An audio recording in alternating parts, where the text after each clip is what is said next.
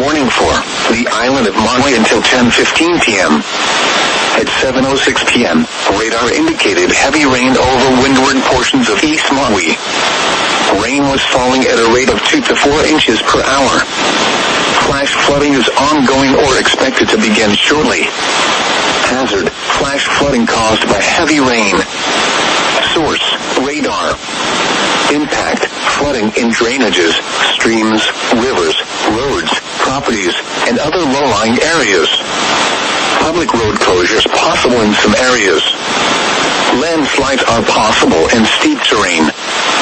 Some locations that will experience flash flooding include Kipahulu, Nahiku, Hana, Kaupo, Ke'anai, Haleakala National Park, Wailua, and Hamala.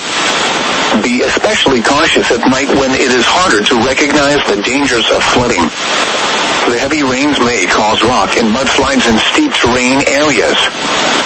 Stay away from streams, rivers, drainage ditches, and culverts, even if they are currently dry. Do not cross fast-flowing or rising water in your vehicle or on foot. Turn around, don't drown.